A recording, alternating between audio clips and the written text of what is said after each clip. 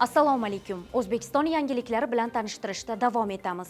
Bugungi dasturimizda xorijda ishlab chiqarilgan avtomashinalar savdosida keskin pasayish, hisoblagich qiyoslov tekshirishdagi o'zgarishlar, bog'cha bolalariga berilgan yaroqsiz go'sht va bolani kaltaklagan o'g'ri enagaga qamoq jazosi haqida ma'lumot beramiz. O'zbekistonda xorijiy avtomobillar savdosi bir oy ichida 2 barobardan ko'proqqa kamaydi. Bu notarif cheklovlar va avtopoligonlardagi texnik sinovlar sabab import hajmining keskin qisqarishi bilan bog'lanmoqda. Fevralda yangi xorijiy avtomobillar sotuvi keskin tushgan bo'lsa, mahalliy mashinalar savdosi barqaror qoldi. Ikkilamchi bozorda ham faollik 16% ga kamaydi. Elektromobillar savdosi oylikda 11% ga pasaydi. Biroq o'tgan yilga nisbatan 2 baravar o'sish qayd etildi. Bojxona qo'mitasi ma'lumotiga ko'ra, 2024-yilning yanvar-fevral oylarida import 4 barobar kamayib, 17 mingdan 4,3 mingtaga tushdi.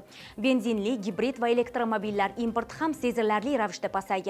Eng qizig'i, tayyor avtomobillar importi pasaygani fonida ehtiyot qismlari importi 3,34 barobarga oshgan. Mutaxassislar 1-maydan utilizatsiya yig'imining oshirilishi bozorga yana bir zarba berishi mumkinligini ta'kidlamoqda.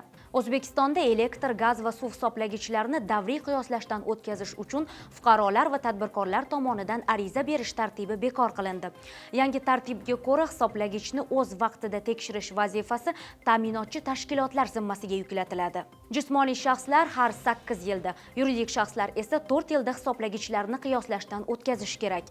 Muddat yaqinlashganda ta'minotchi korxona xodimi kelib, hisoblagichni yechib oladi va tekshiruvdan so'ng qayta o'rnatadi. Fuqarolar bu jarayon uchun hech qanday ariza bermaydi. Qiyoslash uchun to'lov hisob raqamidan avtomatik tarzda yechiladi. Jismoniy shaxslar uchun bu 75 ming so'mni, yuridik shaxslar uchun 562 500 so'mni tashkil etadi. Agar hisobda mablag' yetarli bo'lmasa, qarz sifatida yozilib, keyin yechib olinadi. Agar hisoblagich o'z vaqtida tekshiruvdan o'tkazilmasa, xonadonda to'lov hisoblagichsiz kishi boshiga belgilanadi. Bu esa ishlatilmagan holda ham ortiqcha to'lovga olib keladi. Navoiy viloyatining Nurota tumanidagi ayrim bog'chalarda bolalarga iste'molga yaroqsiz go'sht berilayotgani aniqlandi.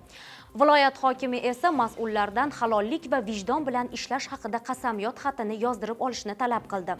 Jamoatchilik nazorati asosida o'tkazilgan tekshiruvlar vaqtida oziq-ovqat mahsulotlarining saqlanish qoidalariga rioya qilinmayotgani va go'sht mahsulotlarining 4dan 1 qismi yaroqsiz ekani ma'lum bo'lgan. Iste'molchilar huquqlarini himoya qilish federatsiyasi holat qaysi bog'chalarda bu holat kuzatilgan ochiqlamagan.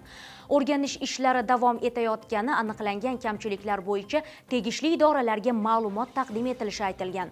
Navoiy viloyati hokimi Normat Tursunov maktabgacha ta'lim tashkilotlari rahbarlari bilan uchrashuvda bu holatga munosabat bildirib, bir kun ichida mas'ullardan halollik va vijdon bilan ishlash haqida qasamyod xatini yozdirib olishni topshirgan. Toshkentda 41 yoshli Tojikiston fuqarosi 2 yil davomida qizaloqni muntazam kaltaklab kelgani va 118 million so'mni o'g'irlagani uchun qamaldi. U savdo bilan shug'ullanuvchi oilada enagalik qilgan va har kuni pul sanashda foyda ko'tarib yurgan. Uy egasi yashirin kamera o'rnatib, ayolni qilmishlarini tasdiqlagan. Sudda u qizaloqni asabiga tekkani uchun urganini, o'g'irlangan pul miqdori esa 8 million so'm atrofida bo'lganini aytgan. Ekspertiza ham qizaloqda turli tan jarohatlarini aniqlagan. Sud hukmiga ko'ra, ayol 5 yil 1 oy muddatga ozodlikdan mahrum qilindi va jabrlanuvchi foydasiga zarar undiriladi. Qobul shahrida O'zbekiston qurilish materiallari uchun savdo uyi tashkil etiladi.